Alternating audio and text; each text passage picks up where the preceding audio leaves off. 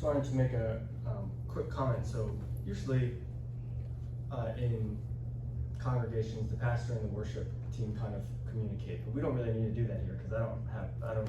All the worship songs that we choose are lovely, so I don't really need any communication. It's interesting today that the songs that we chose were much more praise focused, and Ophelia, who was just here a second ago, was talking about the prayers that had been answered.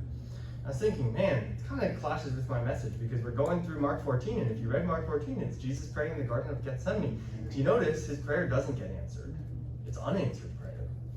But as I was thinking about it, I think it's almost like it is a beautiful picture that we saw today where God does answer our prayers. It's true. I mean, our prayers certainly do get answered. And we also have to recognize that there are times in the Christian life in which God is not answering our prayers. And even Jesus himself, of all people, when he asked God to take this cup away from him, didn't have his prayer answered. Today we are in Mark 14, as I mentioned, and I'm going to have, who did I have read this? Oh, Olga's reading this for us in a second. I just wanted to really quickly give a brief introduction to where we are. So last week we had Jesus telling about what will happen at the end of the age and also about the destruction of the temple.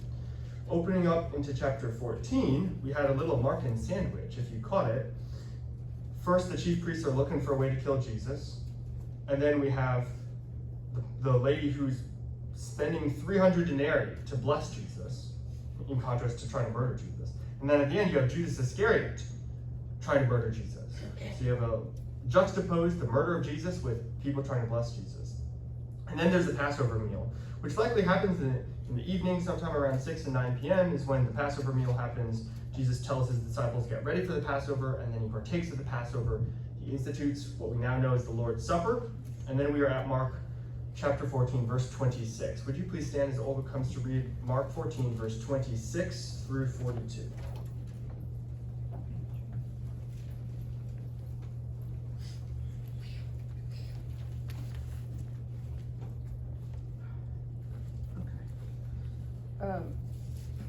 Okay, Mark 14, chapter 14, from 26 to 42. And it says, and when they had sung a hymn, they went out into the Mount of Olives. And Jesus said unto them, all ye shall be offended because of me this night, for it is written, I may smite the shepherd, and the sheep shall be scattered.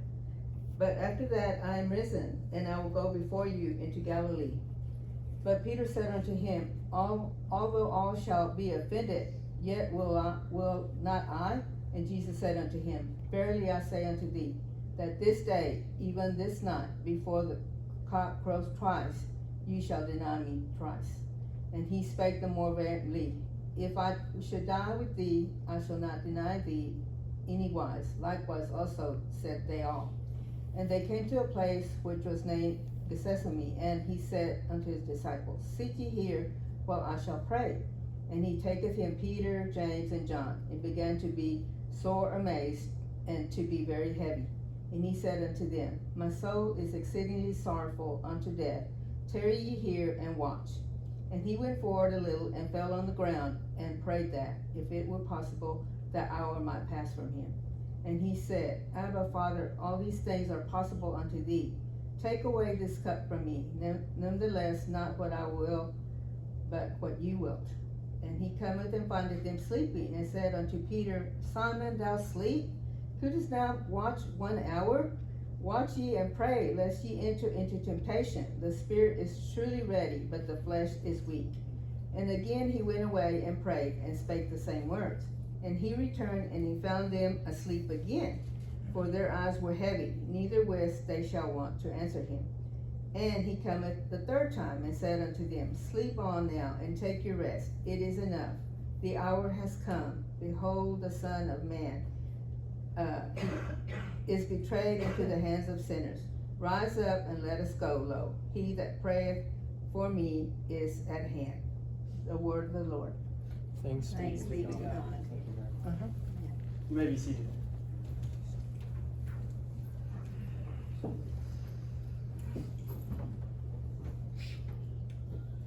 The Christian author Max Lucado wrote something very profound about the story in Gethsemane. He wrote, quote, the Bible is the story of two gardens, Eden and Gethsemane. In the first, Adam took a fall. In the second, Jesus took a stand. In the first, God sought Adam. In the second, Jesus sought God. In Eden, Adam hid from God. In Gethsemane, Jesus emerged. In Eden, Satan led Adam to a tree that led to his death. In Gethsemane, Jesus went to a tree that led to our life. The story of Gethsemane is a powerful story. Perhaps it's most powerful because it's a story that tells us that God grieved. That God was in anguish even to the point of death. Jesus describes himself as being so deeply grieved that he is sorrowful even unto death.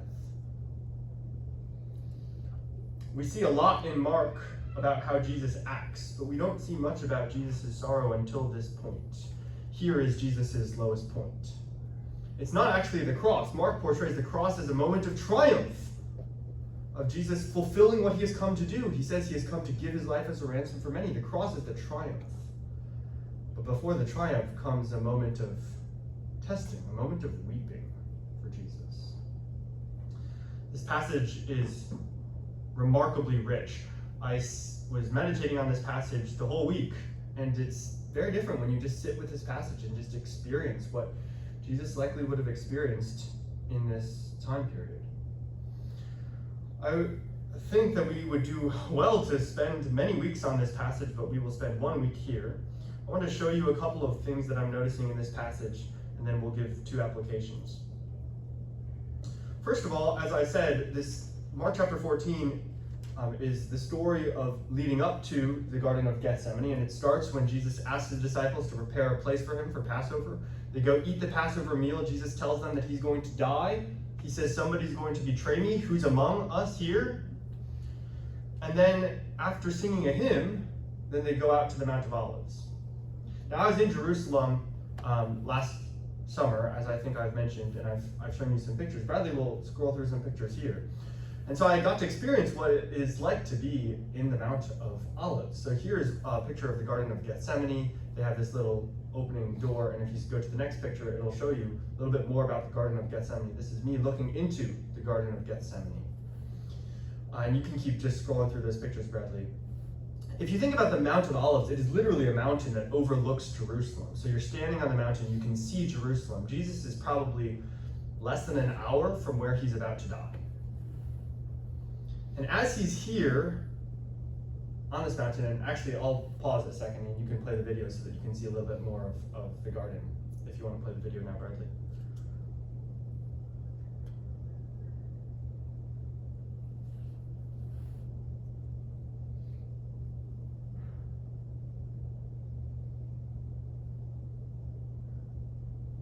That's literally the Garden of Gethsemane. This is where Jesus was praying before the Father. Now, before we get to the Garden of Gethsemane, Jesus takes his disciples up the Mount of Olives. And again, this is not just like a hip. Like, this is not the Texas mountains that we have. This is like an actual mountain where he's ascending, and we're going all the way to Gethsemane. Notice what it says in verse, okay. Before we get there, it's important to tell the story before we even head there, which is, while they're walking up this Mount of Olives, Jesus is speaking to his disciples. So if you take a look at verse 27, so 26 says they're going up to the Mount of Olives. Verse 27, Jesus says to them, presumably while they're walking up the Mount of Olives, all of you will fall away. And Peter says to him, no, we won't. I'm not going to do that. Even if everyone falls away, I will not. Jesus says, truly I tell you, you will fall away before the rooster crows twice. So as they're walking up and they're having this little discussion, verse 32 says, then they came to the place called Gethsemane, and he told his disciples, his 12 disciples, sit here while I pray. And then he goes deeper into the grove. He takes Peter, James, and John with him into the grove. At this point, we experience what Jesus is trying to, what Mark is trying to portray about Jesus' last moments here on earth. Luke tells us that Jesus regularly went to the Garden of Gethsemane to pray. This was his haven. Now in his last moments, it's becoming his hell. We have to remember that Jesus here is fully human. He's fully God, but he's also fully human, which means he is going to experience all of the suffering that a human being will experience. There's a heresy called Nestorianism back in the early days of the church that pictured Jesus as being like God, and then he sends his human body, like kind of like virtual reality, like he's playing virtual reality, and so his avatar is going to go and die, but Jesus himself isn't actually going to be affected. It's just going to be his human body that dies. It's called a heresy because we read here, this is not just Jesus' human body that's dying. Jesus himself is going to die. Jesus himself is going to suffer. What makes this worse, though, is that it's not just that Jesus himself is going to suffer. He also knows, as God, what exactly is going to take place. He knows that in the next 12 to 24 hours, he's going to be beaten. He's going to be flogged. He's going to be stabbed with crown of thorns through his head. He knows he's going to experience immense ridicule. The worst thing that I told you on last Good Friday service is that all of this ridicule is just not true. He could have come down from the cross, but he chose not to. And so as God, he sees all of this, and yet as a human being, he fears all of it. It's not a sin to be fearful of physical pain. So when Jesus is looking forward and seeing what's going to happen to him, he's not sinning and feeling fearful, but we know that he was. The Greek says that he begins to become ademonein, which is deeply distressed, the most extreme level of suffering that the Greek can describe to you, to the point of death, he says. And we've seen those words before, verse 34, I'm deeply grieved to the point of death, and we kind of pass them over because we've seen them so many times. But what about if a friend told you I'm deeply distressed to the point of death? It's not just like, I'm feeling sad, I'm feeling scared. I'm deeply distressed to the point of death. And if that's not the most helpful picture, the most helpful picture to me, when Jesus enters into the garden to pray, he falls down. We sometimes think it means like he kneels. That's not what the language tells us. It means, he says to the disciples, I'm deeply grieved. Verse 35, he goes a little further and he just collapses. As Jesus is anticipating the suffering that's to come, he literally can't keep standing. The weight of this suffering is so immense. And as he begins to contemplate all the suffering that's going to come to him, the darkness is closing in on him. Remember, he was eating the Passover meal likely between 6 and 9 p.m. Then he sings a hymn with his disciples and he walks up the Mount of Olives. The sun's already set. Darkness is setting in. Right now it's 11:52 a.m. We don't experience what it's like to feel this amount of, as much as I am trying to describe to you what Jesus is feeling, it's light outside. It's a beautiful sunny day. Last night at 11:30 p.m. I was having trouble sleeping. And I said, you know what, this might be a good opportunity for me to see what it's like to be Jesus. So I put on my shoes and I went outside, and there's a park maybe a 5 minutes walk from my house. So I walked into that park and I just sat on the ground. When you're in darkness, everything feels different. I don't know if you've ever watched like a deep movie at night. It hits much different than a deep movie in the day when it's all sunny. And as I was sitting there, I was getting to experience a little bit of what Jesus is said to experience in Mark here. It's not all sunshine and rainbows and unicorns for Jesus. Here as the darkness sets in and he realizes what is to come. He can even envision the flaming torches as people will come to arrest him. He's going to be completely sleep deprived as he is dragged through a sham trial and then flogged at the hands of Roman soldiers and nailed to a cross. All of that darkness means something to him. And as he addresses God, he addresses him in this term. He says, Abba, Father, all things are possible for you. Take this cup away from me. Nevertheless, not what I will, but what you will. If you've been in church, you've maybe heard that Abba is how a little kid would address his father, in the same way that your little child might address you as daddy. Modern scholarship is actually saying that that's not quite true because adult children also call their father Abba, and most adult children don't call their father daddy. So it's more similar to actually the word just dad, if I say dad. It's a different term from father because you might say like, oh, you know, your father is doing this, my father is doing this. it is a term of endearment. It is an intimate term of relationship. And so here, when Jesus is speaking to his heavenly Father, he literally says to him, Dad. Dad, all things are possible for you. Take this cup away from me. Jesus, at his most lowest point, realizes that this relationship that he has with his Father, it's in jeopardy, because in a few moments, his Father will forsake him on the cross. If you read through the entire Gospels, you'll actually find that the word Abba doesn't show up anywhere in the Gospels except in this one place. Mark, out of all the Gospel writers, wants to tell you there's something special happening here. Jesus, at his lowest point, is calling his Father Dad.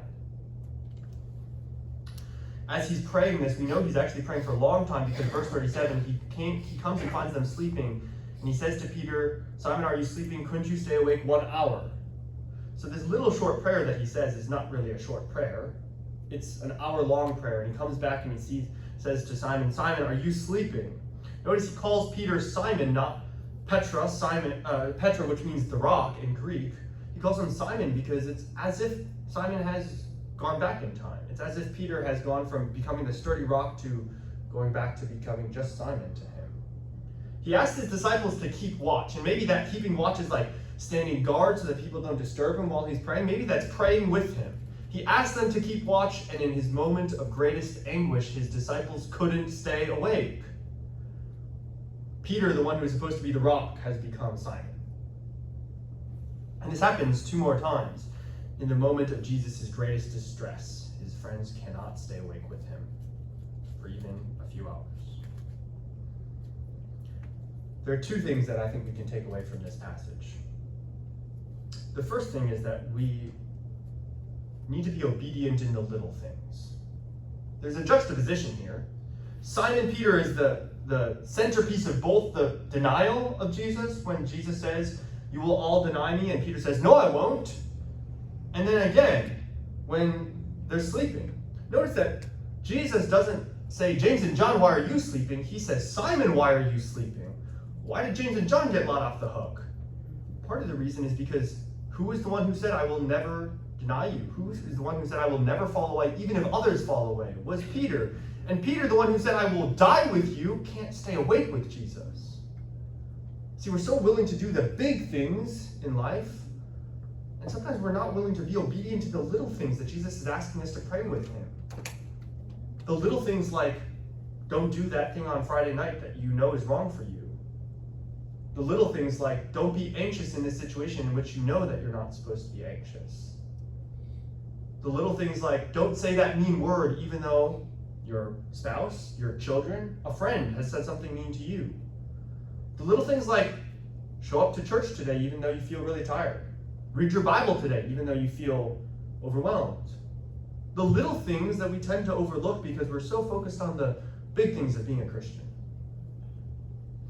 A story from my pastor back in McKinney is illustrative of obeying God in the little things. He said that he was on a flight that had been delayed multiple hours, and they were departing at a late time in the evening.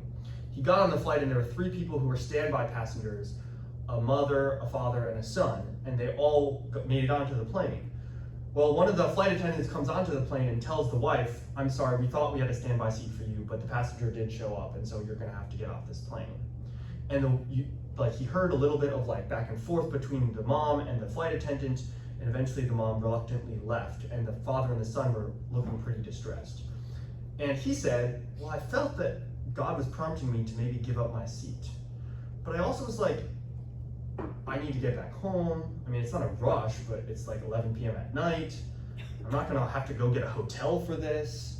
Seems a little bit too much of an inconvenience. And then he thought, he's like, maybe God's Spirit is telling me to do something. By the time he made up his mind that it probably is good for him to do so, the door was already shut. The mom was not on the plane. And he heard the husband, the dad and the son talking, and they were talking about how there was a funeral that they had to attend from either the mom's dad or the dad's dad. A very close funeral that was happening the next morning, and how the mom, who was not able to get on the plane, would have to find a driving transportation, to drive overnight to make sure that she made it in time for the funeral. And And he said, wow, I really missed on that opportunity. The Spirit spoke to me and I didn't do it.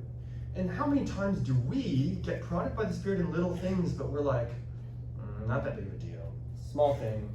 If I say no to the Spirit here, just one little peak here, one little anxiousness here, that's okay.